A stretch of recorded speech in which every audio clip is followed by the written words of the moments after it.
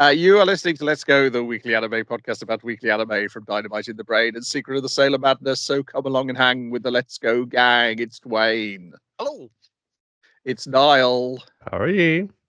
And it's me, Brian, who's constantly trying to resist rubbing his chin and his beard. It feels so good, though. The New Year's resolution is to keep better care of this bad boy. Well, I have got, I do have that new soap which makes my face smell of wood, because that's what middle-aged men want to smell like, is wood. We are talking today about the remaining anime from December the 13th to January the 2nd, 2025, and a little bit of 2026. Starting with... the end of last year's anime, a little bit of the start of this one. It's just... Last of the turkeys. Last of the leftovers, yeah. Starting with Spy Family, episode 49, Battle to the Death in the Sewers, and episode 50, A World Where We Cannot Survive.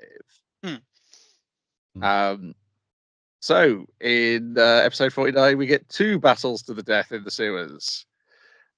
One between two Yuri Briars, and one between Nightfall and, what's the guy's name? Wheeler. Wheeler? Wayland Wheeler? Yeah, something like that, yeah. Wally Wheeler. Yeah. This starts up a nursery around that. It's first off is I guess we're on the cliffhanger from the prior one where Twilight has been found out as disguised as Wheeler in the park, so he has to escape the park filled with agents, and he does so by imitating someone he knows all too well, which is one of their own, his brother-in-law, basically. It was on the scene as well, and this picks up enough one. How did he get? Where he got? Well, maybe he escaped. This just found belonging. He probably escaped through the sewer there to that kind of sort of overgrown super great over there. I did like the way he tracked. He realized this because he was he unconscious for different reasons, or was he away? Like I've forgotten exactly how he comes upon the scene. Anyway, he sees his own footprints in the mud, and he's like, I haven't fucking been here before. He's like kind of checks his own shoes, which shows that he has some deductive skill as a secret police. It's like, wait a minute, I recognize my own shoe print. That's not right. Yes, which we get. I like the bit at the end with his deductive skill where he goes, it's one step, two steps, and then refuses to go the third step. Yeah, where he'd realise who was pretending to be him. His brain can't quite make the connection between Lloyd and Twilight. He's competent, but he's stupid, so it's a slight disconnect there. And when he heads into the sewers, it's like you had him off like at the other sewer grading kind of things before he gets into the main one under the town rather than the one under the park. He encounters himself, and it's not that he's quicker on the draw, it's that Twilight disguised as him hesitates. It's like, oh shit, my brother-in-law. It's like, ooh, can't really pull the gun on him right now. Yeah, I should just waste him right now, but this, I guess maybe a similar thought about kind of flashed through, like Yuri said, not too long ago over Anya one saying, yeah, but that would make fucking Yor. I would make that be fun so sad for her. It'd be so wrong. So I can't do that. But I will. But he didn't get a bullet in the shoulder for his trouble, whereas Twilight does. Yeah, he fucking got me into the arm, bro. It's like, I'm not gonna go on easy. I won't kill him. I will knock the ever loving shit out of him. I mean, like the problem is you have to keep knocking the shit out of him because he keeps getting back up. He's like Rocky kind of thing. It's just like endurance and slight deductive skills are the only things he has stats in. But yeah, he doesn't quite brain him with a lead pipe after he eventually goes unconscious. He's tempted. The bar is raised literally above his head, ready to come down. It's like, I better come up with an excuse for myself so I don't have to brain my brother-in-law. There is something rattling in there, like about him, it's like, am I going soft? If anyone's trying to make me stop, but it's like he's kind of half remembering, half forgetting that you got into this business, so like there will be no more bloodshed. So I think that's like feeding into his programming now. It's like I won't kill indiscriminately. As I've seen there's other ways out of this, and there's other reasons I'm doing this now, even though I may not admit them at first. And so, meanwhile, Redfall and Nightfall go with the other plan. They're going to lure out Wheeler by having Redfall disguise himself as Gascoigne, the officer that Wheeler's supposed to meet. The one that Twilight met in the park. Yeah. Yeah.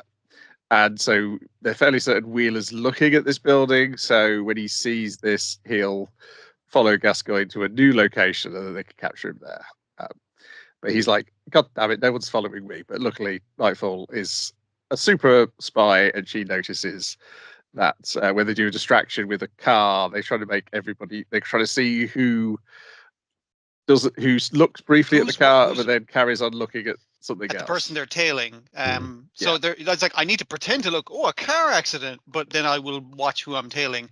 And she's the only one who notices that he's wearing shades so he can look sideways without. And she notices this from like several fucking buildings away, like up on the second story kind of thing. It's just like. Shouldn't have gone for the semi-tint, bad boy. I can read your gaze from here. Should have gone for the full. But he was in a rush. So, but she caught that as like, all right, so there he is. So will herself and I can't remember the other agents. Does he get a name? I assume he has like a code name at the very least. They're gonna corner him basically. Yeah. They're reds and blues. It's Red 4 is the guy in the flag. Yeah. And it would have worked against Wheeler, except he's fairly wily, and he can do cool flips even when you tie his hands behind him, that kind of thing. There's to bring the restraints up over his legs, to get out. Yeah, and then put your man in like a chokehold, and it's like, if you don't let me go, I'm going to snap this guy's neck. And she's like, we all know our lives are in danger if that information you have gets out. And he's like, go on, fucking take the shot. So, and she's not quite able to take the shot, and that's when our disguise Gascoigne arrives on the scene and kind of makes a mess of it again. Yeah, the disguise was like, he's Blue 1, isn't it? Yeah, the disguise was Blue 1. Red 4's the guy who gets captured by Winston. Yeah, then they basically chases him into the sewers where he's already running to Twilight. Yeah, they kind of like both hear someone running away in the sewers. Like, so that's someone running from something. It's like, okay, so they're both trying to beat the shit out of each other, basically. Lloyd tries to play it off of fun. I just fucking got into a fucking fight with that dude. Would not go down. I'm not feeling my best right now. I'll try. It's me, Yuri Breyer. Here's my license as a SS. I'm your contact. I gotta bring you in, to bring you in from the cold. Come on out of here. It's like he's not buying it. Knock the shit out of him. Which Nightfall, this racing through the sewers, comes upon this. And it's that chick again. What's that? No, he couldn't pull a trigger when it counted. Except he does not know what he's let himself in for by doing this. I'm just going to unmask your one true love right here, because I made him look like a punk and I kicked his ass and he might be dying, bleeding on the floor here.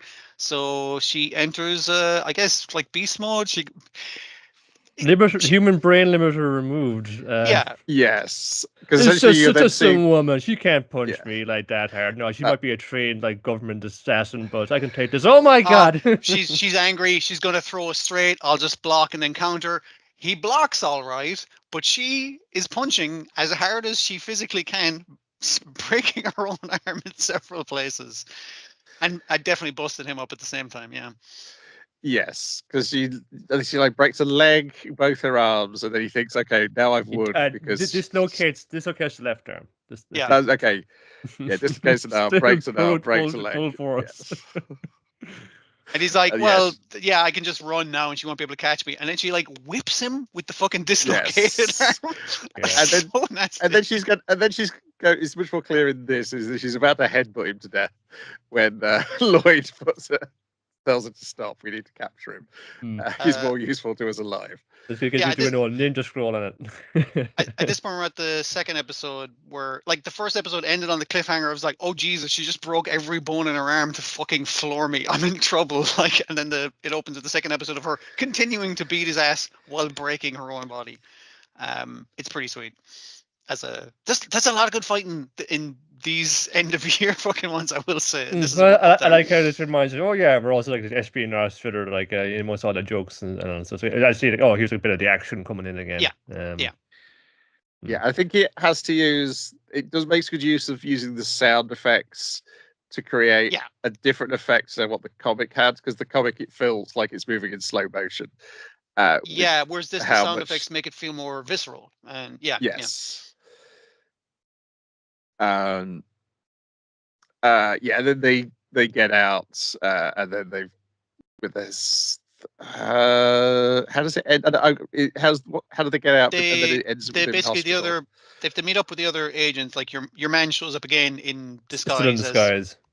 What's great about his disguise is like when they do Lloyd in disguise, like he carries himself like he carries himself like Yuri Breyer. He obviously it's just the same voice actor doing the same voice, but from that guy it's just like he can't do the voice. He can just wear the rubber mask. He points out that he's difficult to see through the mask, and I think the implication is he's also wearing like lifts. So he's wearing lifts. He's wearing all the things that puff out his face to fill the guy's face, and he's like, I can't fucking see shit. And he can't do the voice. Like he's bad at it, but he shows up to carry out the now bound and gagged Wheeler, and Lloyd is like, all right, I'll fireman carry you, but in her head she's being princess carried out of the fucking sewers, so they can bundle Wheeler into a car and get the fuck out. They just get out of there, like it all. And it's basically like they know it's not a win situation because their inside man also got caught. So it's basically like we're just even basically. We're even and we're not dead. So it's kind of a win, but they haven't progressed any basically is the problem. But yeah. Yeah. And then it's just like, and then Lloyd is going, now I gotta go home to this shit. You should have gone a drink for us, mate. But saying, no, I'm gonna fucking catch it off for her if I stay. I'm gonna catch it off for her when I get home. So I may as well just go home and see how it goes. But and through the pain of like broken arms and legs and everything, your one's kind of thing is just like, fuck, are we going to cancel Operation Strix and I'm going to be the new fucking wife because we're having wife fucking troubles. I could be the new fucking wife. She wants to go home with him to start shit, whereas the other guy's like, oh no, stay out of domestic affairs. You only make it worse. He's like, I'm trying to make it worse. You're going to the hospital because now the adrenaline rush is worn off. You're in agony. Yeah. Yes, because he's like, oh, how do I don't know why she's mad at me from 2 episodes ago. But it turns out because he's exhausted, he can't do the housework. So she gets to do the housework, which is what she wanted to do in the first place. Basically, she says, like, you just do everything. You're basically perfect. I just wish you'd lean on me a little more to help you out, like you're doing now, this is great. Like I'm happy now. This is perfect. He's like, so that was it kind of thing. And I think it's kind of played a little different in the comic when he comes in the door and she kind of greets him and all the strength just leaves him his legs. It's like, because you're safe. All of a sudden you're safe at home. And yes, like that's when his adrenaline basically goes, because he doesn't need to.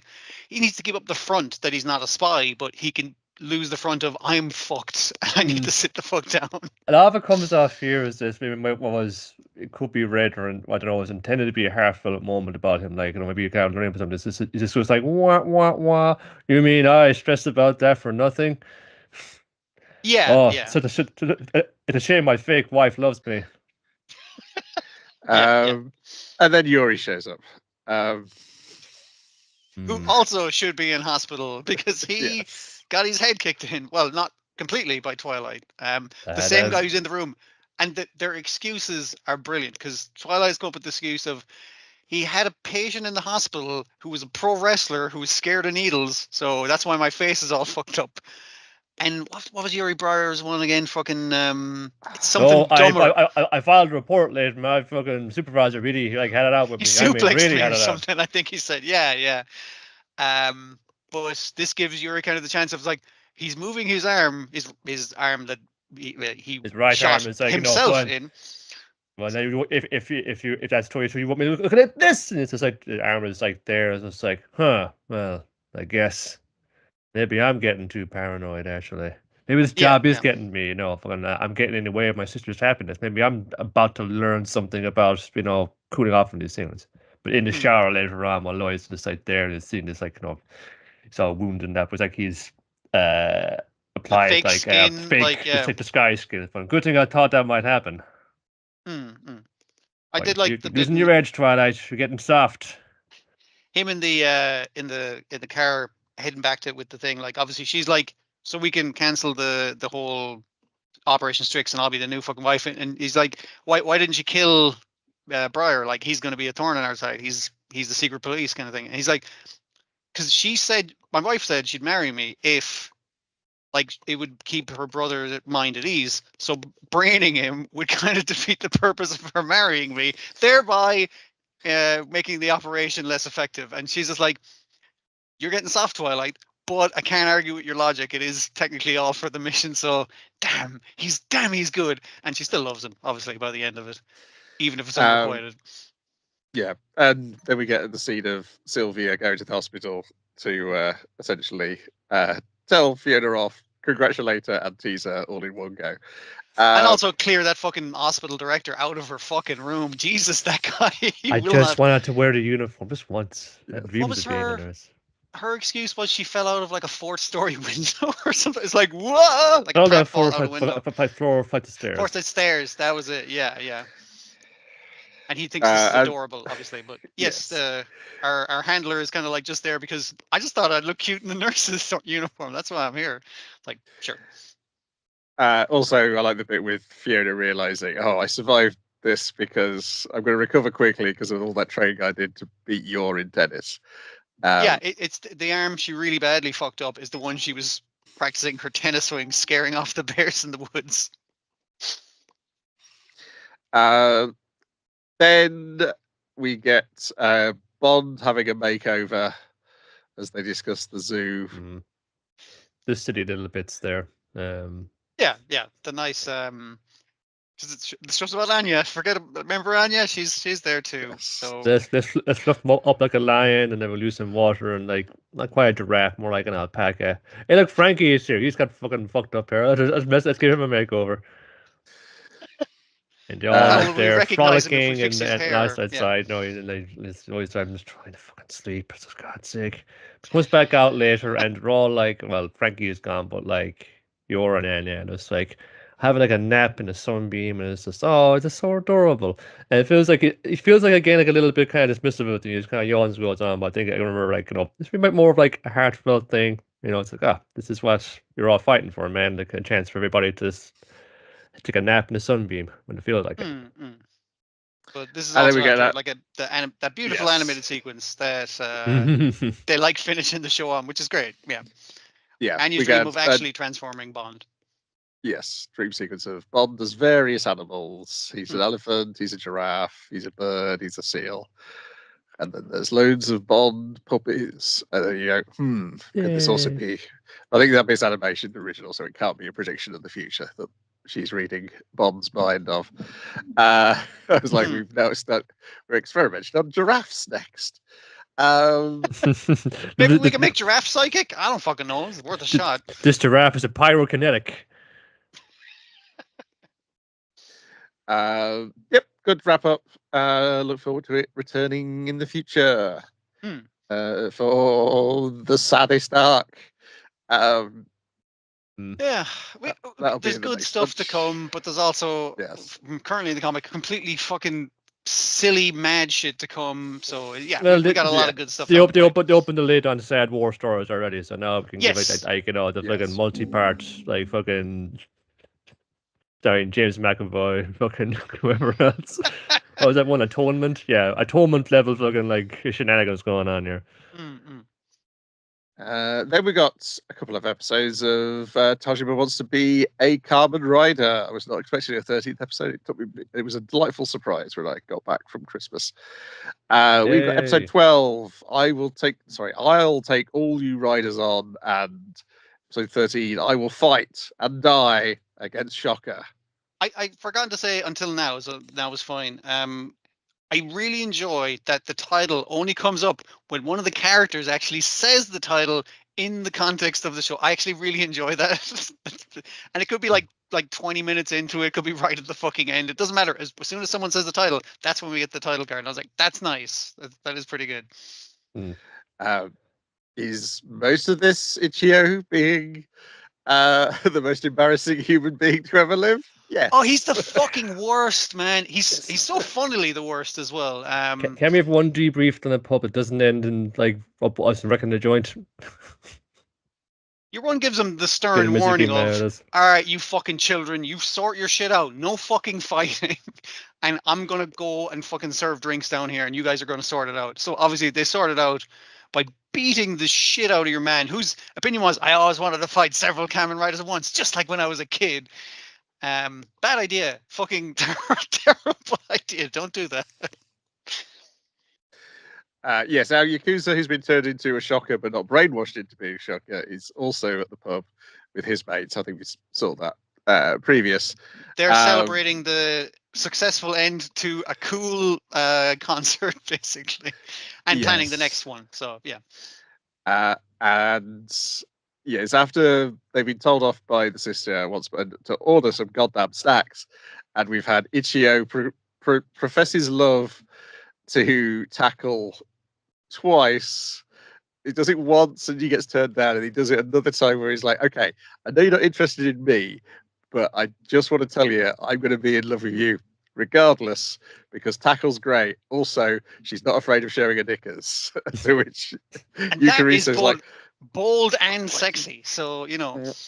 Yukarisa's like, why did you say the second part? The first part was fine. It was nearly romantic. Yeah, but you really fucked it. Yes, be honest. He's taken the MC role where he's like, all right, we're all here to celebrate the successful tournament. And it's like, and a few words from our winner. But first, I love you. And it's just like he keeps interrupting everyone else's speeches.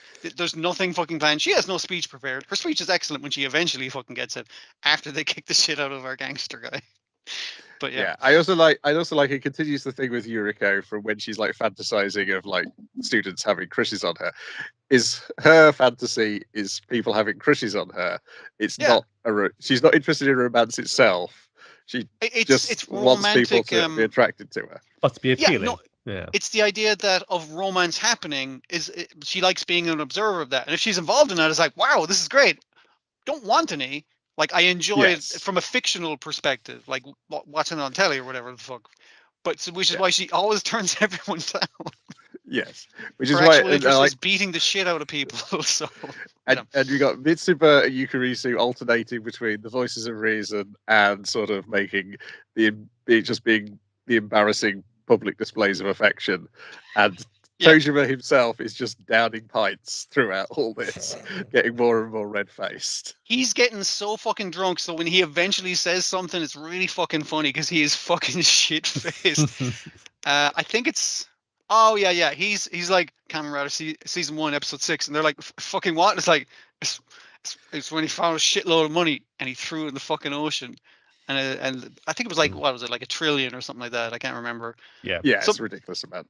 Even back in the time, an even more ridiculous amount for inflation. But and he's like, yeah, real Kamen Rider doesn't care about money when they're asked to fix up the restaurant, basically, from all the fucking damages that they cause from beating the shit out of people in it. And they're like, so you're saying you wouldn't take that? And he's like, he's trying so hard to be Kamen Rider, but it's like he can't. Like he's bleeding. He's lying so fucking hard, basically. If he pulled the mask down, he would have been able to say it with 100% truth. Because as embodying Kamen Rider, he could do it, but he tried to say it with his normal face, and essentially impossible. So then Yukarisa goes out. She have to go to the loo, and that's when she starts detecting that there's another shocker in the building, and runs into our guy, and they get into a fight, which goes on for a long time before the sister finds them and beats the pair of them up. Tells them off again, and then they just ignore her, and then we get the I wanted to fight loads of Kamen Riders, we get the flashback to him as a kid again of being the one guy who wanted to play Shocker when they were playing Kamen Rider. And then they beat him up, and then Ichio runs away from his sister, smashing the window. Yeah, because she's left them saying, fucking stop fighting. She left. She came back. They fought fucking more. So he's like, all right, I'm going to expect you to pay your fucking bill, get the fuck out, and you'll be paying for damages. So he leaps through the glass pane window, and she chases him down the street into the woods, seemingly. Yes. That's it. I'm just going to fucking kill you now. It's be faster and more gratifying for me. He's like, sis, but like, why do you want to kill me? Like, besides all the other stuff, but why do you hate me so much? You want to kill me? I did appreciate the little brother again being the voice of reason. It's like, yeah, we're we're just gonna pay the fucking tab and like get the fuck like it's the right fucking thing to do. Don't worry, we'll figure this out. But yeah, she isn't really. He's trying to get her to explain her origin story, but she's just like fucking die, just fucking die. Fuck off. Yeah. So she remains great, but she beats the shit out of him so much that he very kindly gives her 5 minutes to explain why she Well, she's starting to respect him because he's taking it. Like he's getting back up from the crazy moves she's pulling on him. Yeah. Like, I mean, like Cameron Ryder shit is actually worth doing something good for you after all. And it's like, this is I'll go a little bit of a kind of begrudgingly. Some of my story here, where I started going to the dojo, so I wanted to learn. I wanted to learn how to fight. I learn how to beat you up, but I'll find this to defend myself anyway. As you know, instead of going to like music class or like dance lessons or whatever the fuck, or piano, I don't fucking know. I took that money and I went to the Tiger Cub dojo. Is that what it's fucking called? Yep. Pretty eccentric trainer. It's kids taekwondo run by Tiger Mask, which is just a Tiger Master. Tiger Master. The original character. That's not based on anything. Listen, we got all the rights to Kamen Rider. We cannot get that on top of it. It's too much. Well, they do have rights to the character who she is, and just in case you're unsure who she is, she's voiced by the same person who voiced her previously. It is clearly Maki Aikawa, the lead of Airmaster, voiced by Romy Park. Ex-cop, with basically blatant. There's a legend of a cop who just like strolled right into like a mafia yakuza den and beat the shit out of everybody, and you see like there's like a lady police officer with short red hair who's beating the shit out of everybody. It's like, okay, well, I think we get the idea now. Yeah, well, and apparently, if you want to get even more of the idea, you need to read the manga Blue Striker, where those events occur. You can also see it in Futaba's fighting style, where it's like firing off like jumps, kicks, and aerial like. Yeah, at one point she climbs up a tree like a cat, and then does like a fucking. It's like an elbow drop or something she does off the top rope. It's adaptive gymnastics, so it is kind of Gymkata if you want to get down to it. But I like that whole her flashback is basically like her going up to Tiger Master and going like, I need you to train me to kill someone, and Tiger Master's like, sure, but you have to put your life on the line. You're like, absolutely. So I was like, all right, come at me, little girl, and like kicks her so fucking hard, like she vomits, and she's like, what the fuck? It's like, I fucking told you to fucking come at me, like your life fucking depended on it. But then she learned to respect Tiger Master. And you see her growth as a character, and her thing is just like, Tiger Master, you're my only friend. Will you be my friend? And Tiger Master's like, sure, whatever, kid. Right. Yeah, that's just so fucking Mackie is. It's like the flatness of it is just so fucking funny. Like it's just this weird fucking adult. Like it's clearly a weird fucking adult. She's wearing the mask the whole fucking time, obviously. She had a strange upbringing, but that's kind of what her character was, because she had this like rep on the streets as the Air Master, and it's this, but she's actually just like kind of an embarrassing teenager underneath it all. So she's kind of smiles and nods with like one, yeah, totally. Yeah, it's tough. She makes her promise that instead of like trying to train really hard to kill someone, it's like, you got to promise me you won't die, or like, and comes across this thing of because I think she says, I'm going to beat up everyone in school, proving I'm the fucking strongest.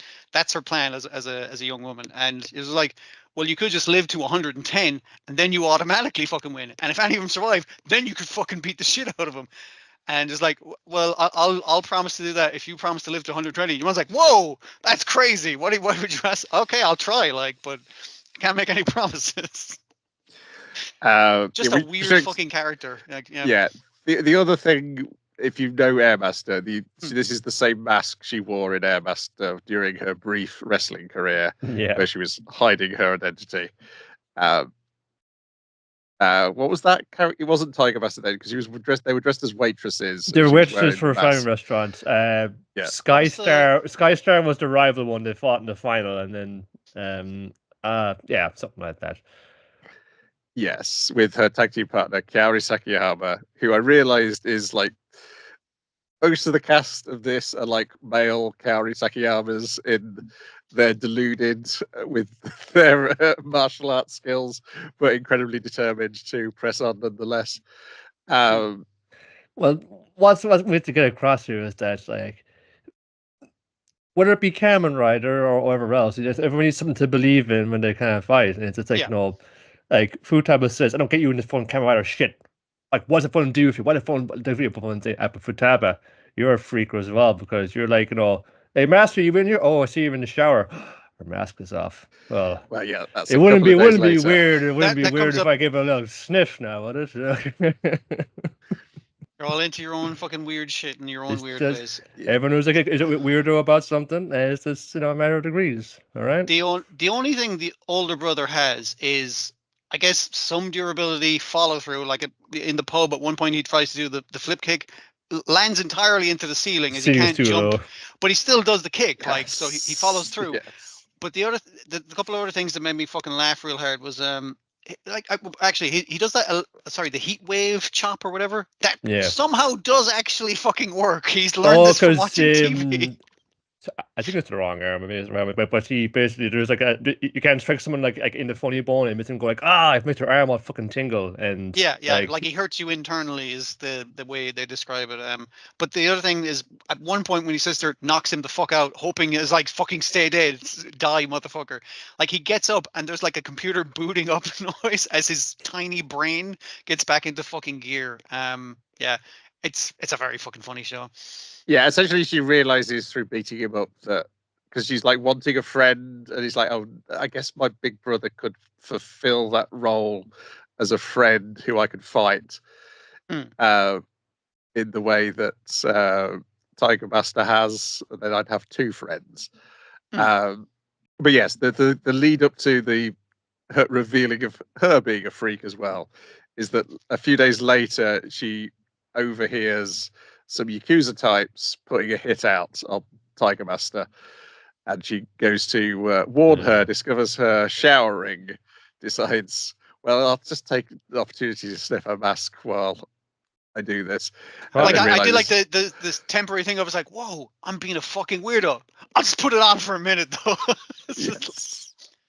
And one of those Yakuza types is Spider-Man, who I guess is like now that his fucking boss has also been murdered, he's taking a job as a hitman. Like it's just generally good work, I suppose, for him. Yeah.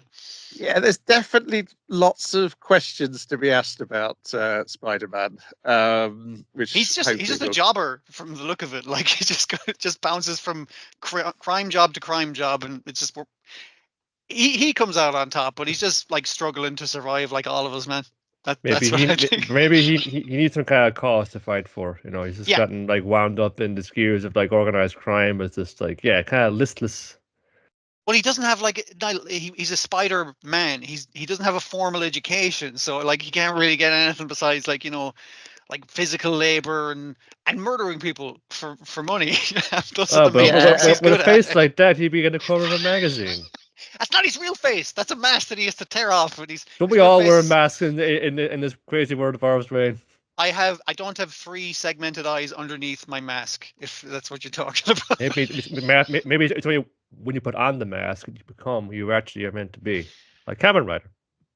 So I mean, like her being a creep and taking on her master's mask is basically like, oh, I can just go out and fight for her, and that way I'll protect her. I guess what her excuse is going to be for being a weird creep. But just want to fight people. So whenever it accomplishes that, I'm willing to admit these things about myself. Yeah. And that's the cliffhanger, is her facing off. Opposite Spider-Man at the end. And it's taking a break for a week or two, and it's coming right back. Yes. Nice. Yeah. Delighted. Yeah, nice, pleasant surprise. The good times rule. Indeed. Yeah, fantastic show. Absolutely love this. It's fabulously stupid, I would nearly be put off by the horniness if all the horniness wasn't just for comedic purposes. That's fine. That's their master style. Like it's there. Yeah. If you want to enjoy it in that way, it's there. But it's complete buffoonery of the highest order. Mm-hmm. It's kind of more so. It's toned down a bit from the manga. I'm disappointed though that they made young Futaba look like a human being and not whatever weird drawing of a child she looks like in the comic. She's not quite Renge proportions, but she's kind of Hmm. similarly weird looking. Okay. when she's a small child. She kind of looks like almost like an adult-sized head on a child's body in the comic. That is a kind of funny idea of like just her having the same like resting bitch face, like from child to adult, like exactly the same head, just the body's grown in. Then we got Ranma 1/2, episode 23, Abduction of Akane, Oh shit! and That's not bad. No. Ranma 1/2, episode 24, Foul Play, in which we have there was a lot. So yeah. A Chinese circus has rolled into town, and a member of the circus has kidnapped Akane. The question mark is he has failed to kidnap Akane. He's in fact kidnapped the soft toy pig that Akane has just won finally in a lottery. Raffle. Yeah. But who do we know who has poor eyesight around here? Also, Yes. he's poor eyesight and was wearing a mask at the same fucking time, so double reason to not have a fucking clue. And he keeps like, it's like, if you want to see Akane again, you'll come meet me. And it's like, and she basically walking back home with the fucking ultimatum. He's like, can you believe this fucking shit? It's like, I'm gonna fucking go get my pig back myself. This is bullshit. Yeah, she's going to do it herself, but the dads say, no, Ranma, you've got to go and do it. You've got to be the fiance and get that pig back for your future wife. It's this episode as well that I think it opens with the ending fight from the original Jackie Chan Drunken Master. Yeah. And also he's doing the training, like the squatting training over the... Mm-hmm. I was just like, oh man, they like their old kung fu. It's good. Yes, Uh, I also like here that I said try like send these two out to take care of it, and just like both that's going. No, I'm getting really sick of those two fucking idiots. Not going on with a great plan. Yeah. The dads continue to be horrible. Yeah, so they go to the fair, and Shampoo's also there, wanting to go on a date with Ranma. At this point, Shampoo seems not bothered about female Ranma, just seems to happy to have any sort of Ranma. Well, one of the conclusions we come to at the end of the second one is that it doesn't matter what body you're in as long as there is love there, which I think Shampoo has currently. So like that, she's just fine with it. Yeah. I was going to get to that final line because that feels like here's an ending in case we don't get to make any more of this. Yeah, definitely. That's not the only thing I got that vibe from. Yeah, so they turns the Ranma ends up tied to like a knife throwing target. He's volunteered by Akane, like kicking him into the fucking ring. And yeah, he strapped to a spinny knife throwing like dartboard type situation, of which he's trying to be murdered, but he keeps like catching the knives in his teeth. We should say who was trying to murder him is a duck. A duck. That's wearing right. glasses. The duck, the knife throwing duck, as part of this Chinese circus, perfectly rational fucking thing. The audience is pretty impressed. I do like the constant cutbacks to the audience. Is like, whoa, a duck! That's pretty cool. Yeah, because it starts off like a normal knife throwing act, but yes, then it becomes throwing knives directly at head, and then it becomes after it's revealed that it is Moose who went to train and immediately fell in the drowned duck. Cursed. Not only is the Chinese tour guide is like, not only is that impressive because that's like the first fucking pool, but also like the drowned duck. How the fuck did a duck drown, man? That's like those things float. I don't understand that. And he has drained this pool and brought all the water with him as a way of threatening Ranma's fiance, and therefore, having Ranma get in deadly situations, basically, as a trap. Yes.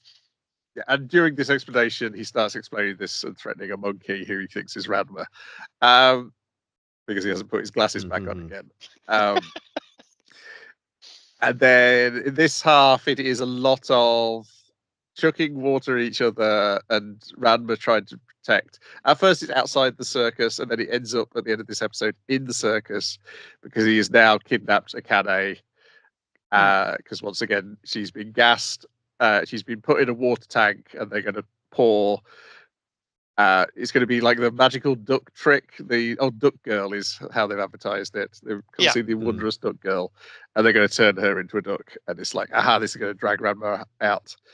I appreciate that when he accosted her after this kind of thing, like she initially like freaks out, thinks he's a ghost, starts repeatedly beating the shit out of him, and he only actually knocks her out with knockout gas. Yes. And I was like, see, that shows that she's competent. It's just like you can't karate your way out of knockout gas. It's like that's fair. So yeah. Yeah, and that beating up is the most sort of I would say Kitty Films era Rumiko Takahashi adaptation looking scene they've done, because it's one where like every punch she does, there's like a cut-in frame of as the inside of his body and the skull getting battered around. Yeah. Which is a great thing, and used to use it all the time in the Eurotypes era and the previous Ranma adaptations. It's like, yeah, just do that more often. It's a great trick that always works. And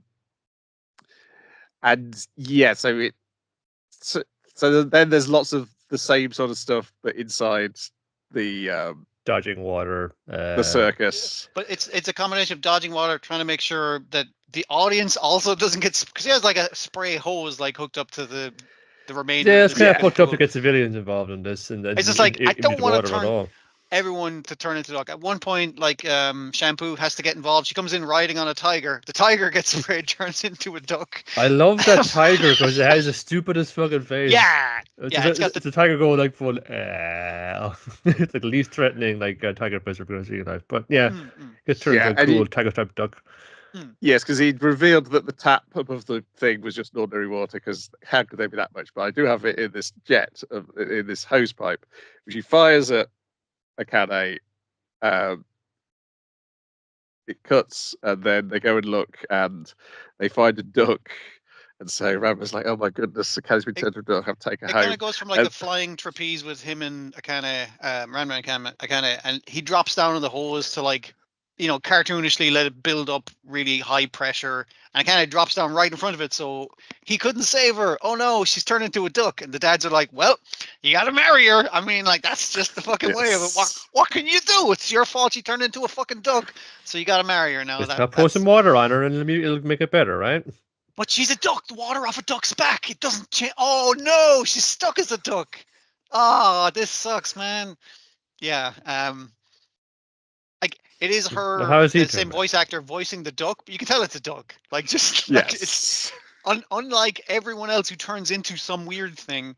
She doesn't act like a person. She acts like a duck who does not want to be in the situation. Doesn't retain the haircut, whoever it was previously. Yeah, that's it. Yeah, just constantly pecking Ranma in the face. And then the real Akane returns and hits Ranma over the head with the table she hit him over the head with in the previous episode. Don't let her bolt that table down. Like, she's using that as a deadly weapon quite often. As you see the table come through the door first, which is a great bit. Anyway, challenge for another duel. And this time Akane's like, okay, look, Ranma, if you just like throw this fight, Shampoo will get with Moose and you don't have to worry about Shampoo anymore. So why can't you just sit there? We get another amazing fight, which even Akane has to admit how cool it looks. But she's like, Ranma, throw it. But Shampoo meanwhile is trying to fix the fight so that Ranma wins by giving. She's throwing him duck-shaped. I guess like heavy duck things on the end of a stick, and he's like, "What an amazing weapon my one true love has given me!" And can't remember what they're called. They're like a quarterstaff with like a weight on the end. Yeah, and in like this a case, long-handled hammer. I can't remember the proper name for it, but it's duck-shaped or a mace. No, it's something specific. Because it's just like a bludgeon for the most part on the end. But like this one specifically starts, every time he starts winning the fight, starts pooping explosive duck eggs at him. To the point where one time she just hands him a bomb on the end of a stick. Yes, because he starts off with one, it explodes. She throws him another one. That one, just whenever he swings it, the eggs come out and hit him. And then the third one is just bomb on a stick. She was running out of duck-themed ones at that stage. It was just like, just fuck you, basically, yeah. But then Ranma's like, come on, come on, Moose, you wouldn't like it if I threw it. It would really damage your pride. And he says, I am willing to throw my pride away to get with Shampoo. And that's like the one glint of like Shampoo is like suddenly now a little bit interested. It's like she's more important to him than his own go pride. that He's far? like, yeah, fucking throw it. Just fucking lay down and die for me. That would be really great if you'd do that. Actually. But no, Ranma is still going to beat the shit out of him, and then Shampoo takes a battered duck to care for. And then I like how we check in at the end of the episode, and she has chained him to a table. It seems initially nice because Ranma has like, this guy just keeps getting back up. So he starts, like, they end up fighting in a junkyard. He starts just burying him in rubbish. But yeah, her taking him in was kind of like, no, I'm just got a trained duck in my restaurant that I can tease all I want. So that works out for her. A cat and the canary, or in this case, the duck. Yeah. And that's all it says. It's like, okay, Moose is with Shampoo. Akane is, you get the comment about how she's not bothered about what form Ranma's in. And then they go and beat Kuno up for one last time. And it feels like, this kind of feels like a way to end the series without having to do any more. Well, they got that Romeo and Juliet playoff. That was a big one. Yes. Yeah, I think they've got Yukio in, so they got to do a Yukio story. So they may do some more, but it also felt like it's fine if you stop here. You can, if you're imagined, or go and read the comics to see the rest of the adventures. But yeah, because I think they were pretty quick with the announcement of the second season after the first one ended, and I see no announcements of a third season. Oh, yeah, okay. Let's think of what. Well, I suppose what are they not jammed up with? Was the question. Yeah. It's I guess they got all hands on deck getting new Jujutsu Kaisen out as well. Yes, and they've announced the other Chainsaw Man season coming back as well. So it could just be a long wait, like Mashal. So just park it for a while. Yeah, that's fine. It's not getting any older. Then we got Digimon Beat Break, episode 11, A Black Emotion, and episode 12, A New Family, in which our two guys get on each other's nerves because essentially they are two of the same person.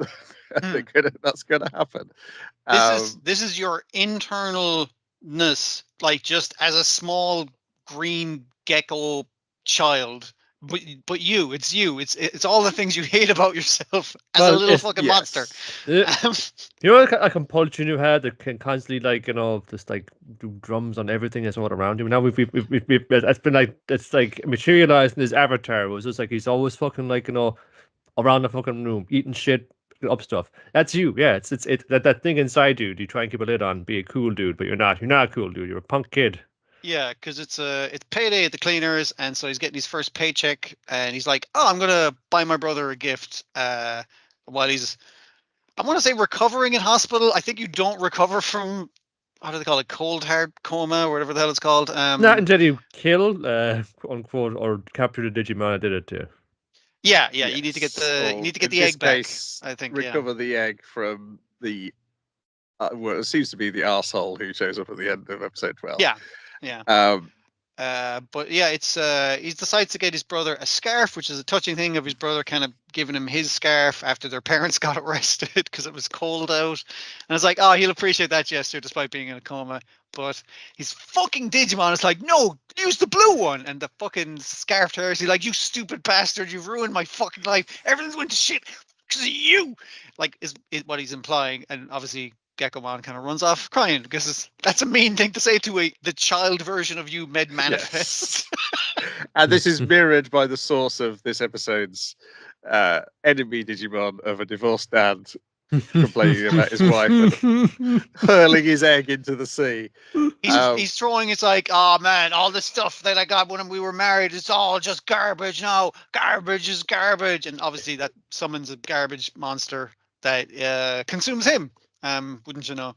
Yeah, that photo is fascinating because while he's like he seems to be like maybe like a foreigner American guy who's like he was Hmm. married into the country and like his like wife and children like all look just like very pale and gaunt like I mean, he's all like kind of like huge and muscly and going. Is he eating? Was he eating all the food in the house? He's eating all the protein They in the were house, and starving. they are they are lacking. That's why she divorced him. What can you do? We'll never find his story. He gets subsumed in a Digimon. He gets rescued, but like, don't know what his deal is. He may be in a permanent coma as well. Who knows? That's But true. Yeah. Gekomon comes back with this news, even got a bulletin about it. And Tomoro's just fun saying, "Fucking again? Always you fucking Gekomon, always starting shit." It's like, I didn't do this one this time. Come on. I mean, like, he's blaming Gekomon because Gekomon was like stupid Tomoro, and he was throwing rocks into the ocean, like little pebbles and stuff, and that caused this fucking kaiju, like fucking Hedorah looking fucking guy to come out, and it's just like, that was your fault, Gekomon. It's like, nah, man, I don't think throwing pebbles in the ocean causes fucking kaiju to appear. I hope, because then we're in a lot of trouble. Anyways, we gotta head down the abandoned gasworks to sort it out. Try not to blow the whole place up while you're at it. Whoops. It's not entirely their fault. It's that other arsehole who shows up in this episode. That's fair. Yeah. What causes Gekomon to start going glitchy? Oh well, it's his absolute rejection of him on top of one of the pylons. Yeah, like the other guys, the other two have to evacuate because the monster is filling up the place with poison gas that fucks up Digimon. So who knows what it does to a fucking human? Well, it seems to be a dissolving living matter, like the trees and bushes around. So like, okay, don't get into that on you or in you. No way. So like, Gekomon. Why is with you and just getting us into these horrible situations? I wish you'd never been fucking bored. It's like, oh, that's tough shit. Like he's really like laying it on really harsh there. And all the negative emotions seems to feed into Gekomon, making him kind of go like into an actual feral monster that's just like biting on him at this stage. That seems to be the thing that drives him. I don't want to say evil, but feral is the best description. Then with a flash, boom, like heat ray that pierces the veil, ignites all of the poison gas, blows up the toxic Digimon monster. And well, it's my old pal from back in the day in the old 5 stars. Kyo, what are you doing here, you bum? It's me, Guy, the dude who probably totally hates you.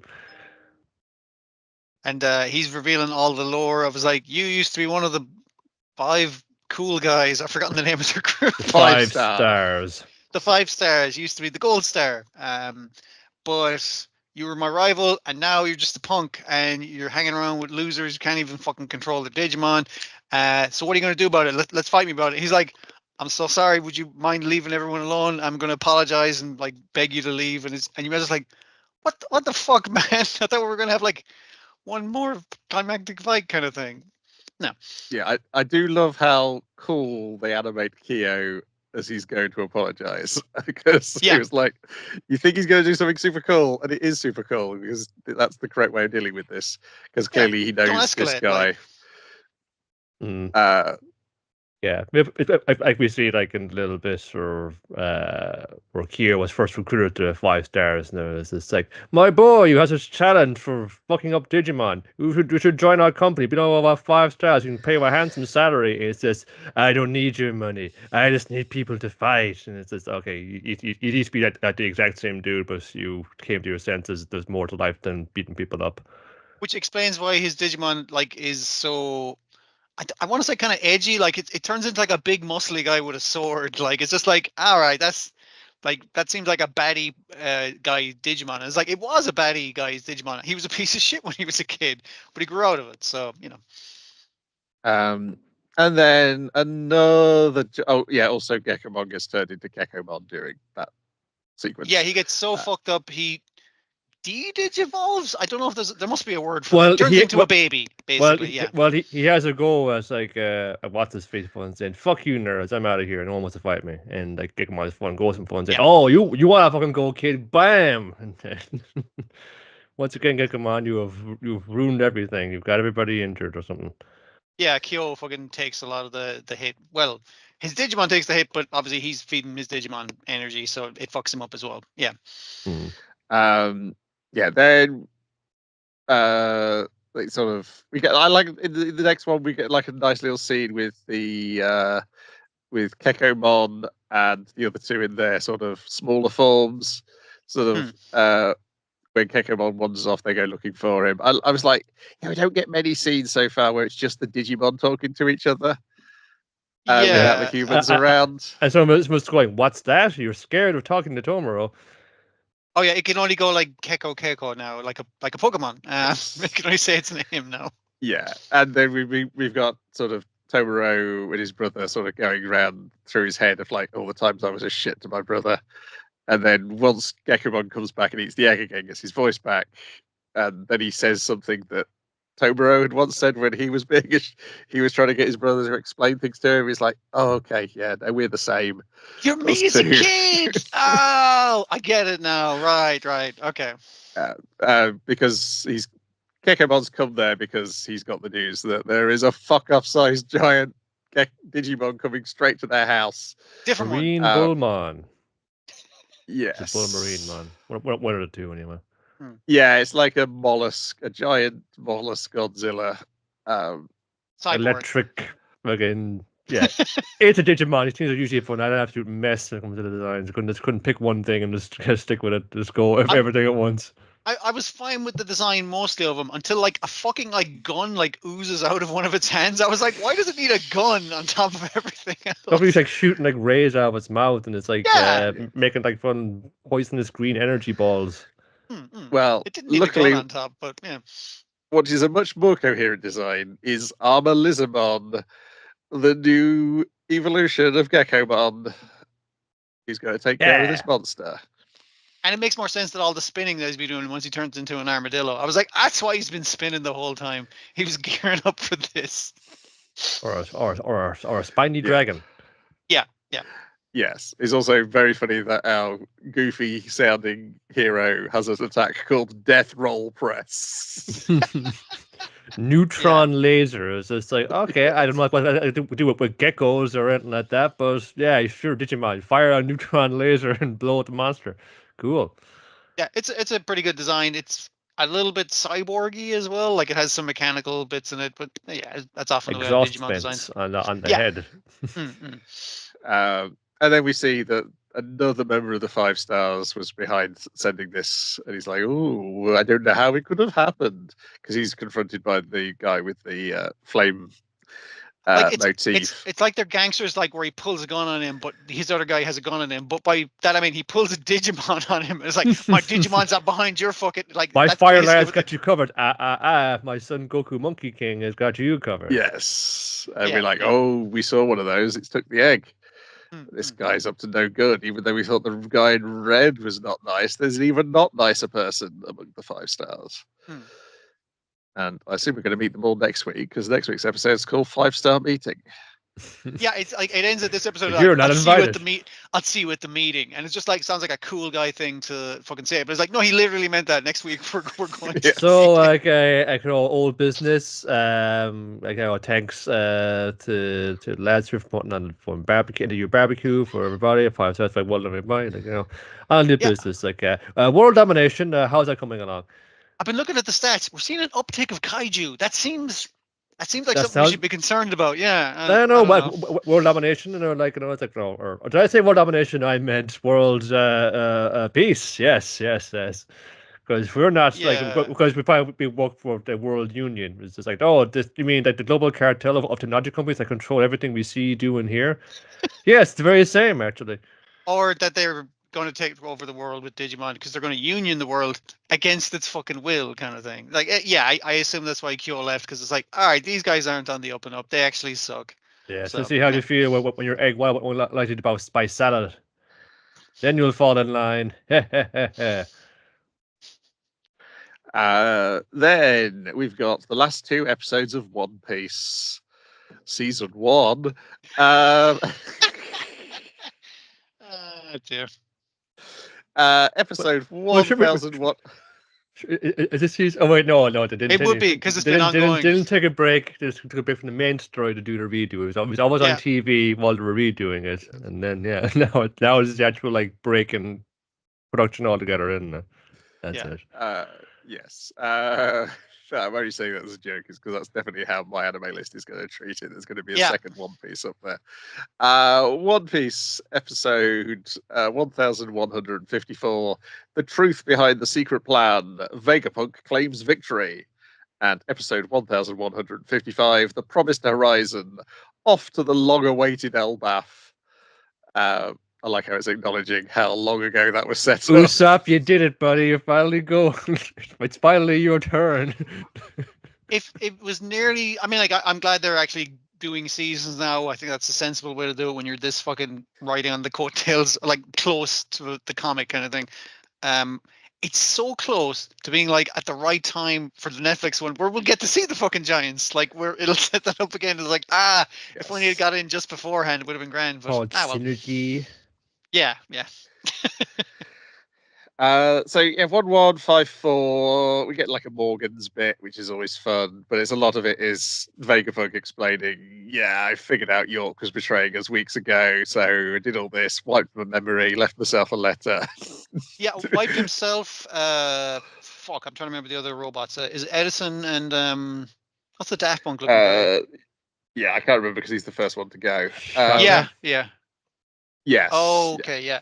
It, like those three kind of figure it out, and they kind of cut off their minds in the meantime from the cloud, because it is the cloud mind basically is what it is. Mm-hmm. But they cut off their minds like, we'll enact this plan, put everything in fucking place, and then we have to wipe our memories so that she doesn't cop onto it once we upload our fucking memories back to the cloud. So, but then we have to discover, fuck, like basically let her go and like it's like, hey, you're going to have a lot of surprises in the next couple of days. Lol.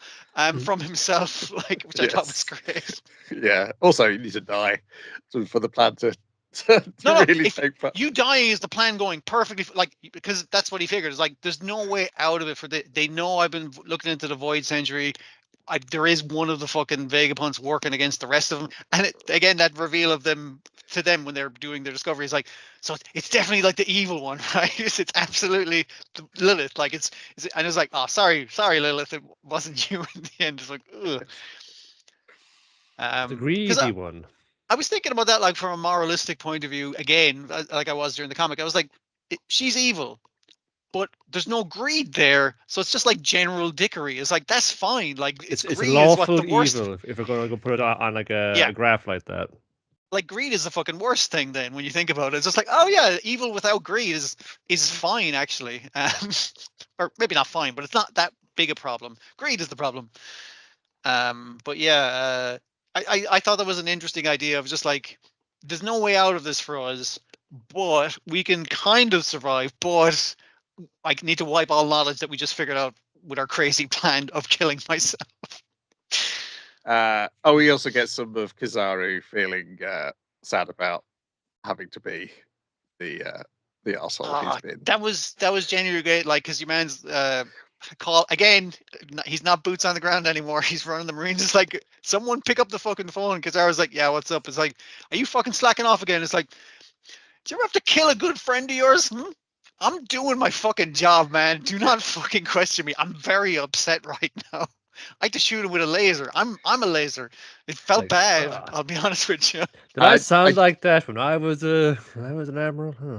Yeah. I do like how Akainu does apologize for him having to do that. So I feel like it's important going forward that we add a little bit more humanity to Akainu bit by bit, because I suspect the story is going to ask us to accept him as a good guy at some point. I think it's one of the things of, and we also have like Sword within the Marines. I think the Marines as a concept aren't bad. It's just the fact that there's corruption among them, obviously, and the guys who giving them orders from on top are corrupt. It's just like, you're people who want justice. You wrote it on the back of your fucking jackets, but like you're not capable of enacting that. This is why Garp refused promotion, so he could actually be boots on the ground, actually doing shit. Yeah, it's building up to, like, it'll be like Akira going like, no, fuck this job, I quit.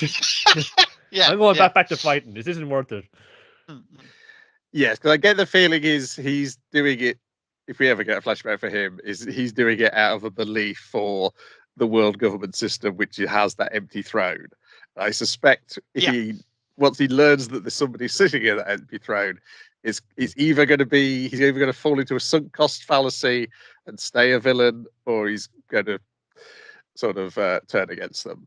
But obviously, there's things which will happen in not necessarily even next season, but the season after that, which will further hint at that being the direction. But then we get episode 1155, which feels like, oh yeah, we're on at 11:15 at night now, aren't we? Let's put the most horrific thing we've done in One Piece on TV into an episode to wrap these things up. Oh yeah.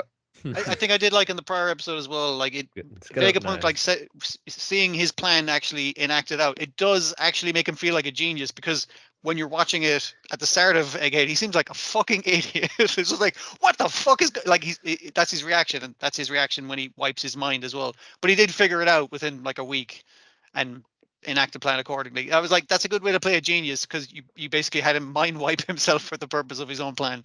Wow, I'm pretty smart to do that. Yeah. Then we get Saturn going, yeah, maybe I should have destroyed that robot 200 years ago when I was told to destroy it 200 years ago rather than moving it to this island. And this will come up in like later One Piece stuff of these guys are under direct control of Imu, but Saturn had his own fucking plans in the thing. He was experimenting on Bonnie and Bonnie's mom and shit like that. He was like, let's fucking research that robot. That seems like a good idea. And then he's like, shit, I fucked up. Yeah, and these are his own decisions, not direct orders. So yeah. You went against the will of the great ones, but this you get skeletonized. Yeah, and is it Doberman who asks, okay, so if this was a problem, was everything Vegapunk saying true? Yeah, he's saying the one thing we actually fucked up is letting that transmission go through. And he's like, so the transmission was true? And like that gets him knocked out on his ass, because it's like, do not fucking say that. Well, you kind of wonder, like, even this, like, even if that had this, like, why we've kind of seized, like, the main prize from the island for ourselves is at this kind of cost of this. I don't know. I feel like if there's any kind of failure, you probably would have vaporized them, because this is now it got two way ahead. Anything that would involve like getting all five of it all together to handle the pie, something big has gotten fucked up. So even if you manage to couple it up, one of you is getting a chop. We're going to use Saturn. The rest of the elders discovered this. It's your department. The way I see it is most of your fuck up, you're getting skeletonized. The rest of the elders, the four elders, figured this out by is it Figureland? Is his name? The moon? Yes, Figureland. Yeah. Figureland kind of walks in. It's like, what the fuck, Figureland? Get the fuck out. We're fucking having a business meeting for the big boys. We're the big boys. You're a small boy. And he's like, nope. I'm the new head of science and defense. It's like, this is how you're finding out of my promotion. Yeah. And I love like the flickering of their own horror at what this is like. Oh, we're disposable. Yeah, we can be replaced. I thought we'd been made immortal and shit. I thought this was like a job for life, which is forever now because we're immortal. It's like, nope. And you know what the fuck has happened to your guy? Even though they don't see what happens to him, they have a rough idea. Your health insurance policy only lasts while you're employed by the company. So as soon as you're fired, we're going to revoke that. You've been alive for how many centuries now? Ooh, it's going to hit you hard. Yeah, which we then cut back to Egghead, and we see Saturn rapidly aging while being questioned by Imu. I think now just a single male voice, but still uncredited. Yeah. All the admirals like watching on in horror as this fucking guy is getting fucked up. Just it's so well animated of how like fucked up his body is rapidly aging and skeletonizing, as you say, Niall. Yeah. Well, it's like total like Last Crusade kind of job. Yeah. Horrific fucking shit. I think the first thing to go over is nearly his eyes. Yeah. And then meanwhile we got York going, why are all these clouds appearing? And then she suddenly detects Edison is still alive. And then we get the final triumph of Vegapunk, where Edison has assembled himself again out of parts of all the other Vegapunks, and he's talking to the other Vegapunks, and the part of the top shell of Punk Hazard has the reason they put Punk Hazard. Punk Hazard is the other it's Fire Ice Island. I said it as well. Yeah, because it's Vegapunk is what we haven't had. Egghead, Punk Records. Thank you. The top part of the egg they've been pumping out loads of the island clouds. Like, just set that machine on overload before, because even we have our greedy Vegapunk going like, why the fuck is the cloud machine on extra fucking thing? And it's like that thing takes off and she tries to shoot it with a laser gun. It's like, fuck, I'm in a lot of fucking trouble. But because they're dead. All the Vegapunks are dead except for herself and Lilith. But their minds are on the cloud, and they've reassembled their robot bodies, and they're joking about how they're going to throw all of the fucking greedy ones' body parts away, because she's fucked. She's only got one fucking body now. We can make as many of us as we feel like with all these spare bits. And they're like, but we don't have resources. Let's go to the fucking Sky Island that we have like contact with the weather wizards guys. Like, that's the ones who Navi trained with for 2 years. With Area. I don't like how it's like, oh no, they immediately step to another plan of action because hey, it's Vegapunk, and they've still got 4 of their brains working up there. Plus the really big brain. Another thing that's going to come back from space or the sky towards the climax of the story. And then Lilith wakes up and has to go and rouse Luffy from his depression by explaining, yes, Vegapunk's dead, but at the same time, not dead. And then he remembers something Vegapunk had told him right at the start of the story. He's like, okay, it sort of makes sense in my stupid little brain. I'm now happy enough to go and have a party with everybody else on the day. Yeah, because Sanji's like, wonders like, what's that thing Vegapunk said? Like, I need to fucking go down there and die as part of my plan. And Sanji's like, well, if you want, old man, if that's what you want. But Luffy's just like, so he's not dead? I didn't fuck him? Because he's depressed up to this point. He's only had, as Chopper said, 5 bunches of giant grapes. That's how depressed he is. So unlike him. But I did also like the idea with the separation thing, like I was talking about with evil and greed and stuff. Like, Lilith now has hunger because greed has been cut off from her. So now she is capable of true evil and greedy acts. So, hooray! Yes, I hunger for burgers. And then we get one last little bit of jewelry body heart-wrenchingness.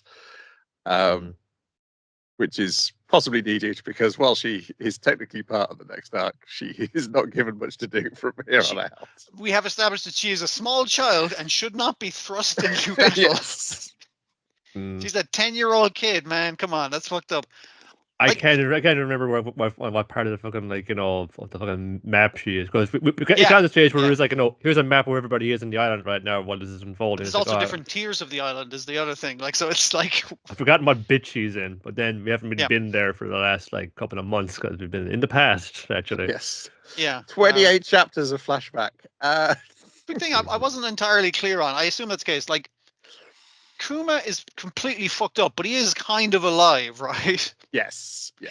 It's just because he's this giant my robo. Mind was erased. Yeah, he's giant robo, but his mind was erased. But he's still like, what drives him and keeps him fucking going, even when all these fucked up state, is the love for his daughter. And it's just like, so the love still exists in this shell of a man kind of thing.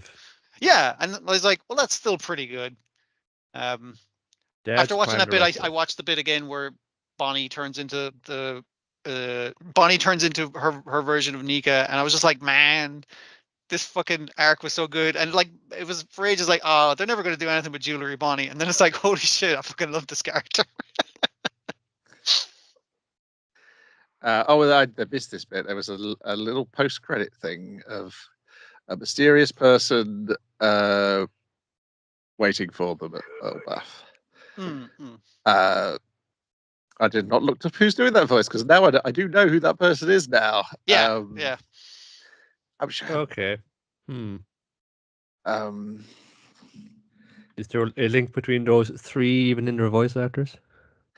I'm trying to remember if he's had a voice actor, because he has appeared before. I don't know if flashbacks and stuff. Yes, episode 0 was where he first appeared. In Strong World. Okay, yeah, that makes sense. So, do you have a voice then? Toshiyuki Morikawa, it would be.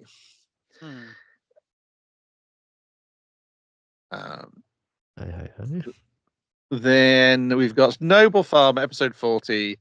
Arakawa Tensai. The time Arakawa Hiromu reincarnated in another world and using her knowledge of farming became unrivaled and turned into a real ass noble. Spoilers, come on. Jumping on a bandwagon.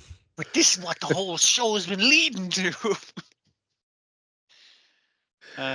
Yes, it's a isekai parody, but about farming and much sort like of- in another anime, this thing, it's from an overworked mangaka who has like killed herself and been isekai into the world. They all know that she has been isekai, so the king's like, all right, bring over the fucking isekai person. It's like, all right, can you fix our crop rotation? She's like, can do. Do you have potatoes? And he's like, Potatoes? is What are potatoes? the fuck is a potato? And it's like, ah, shit. And they're like off with their fucking head. It's like, I could draw you a potato. Do you have any of these? It's like, holy shit, you're good at drawing. Can you draw me? It's like, holy shit, I look sexy as fuck. Look a total badass. Look at that beard.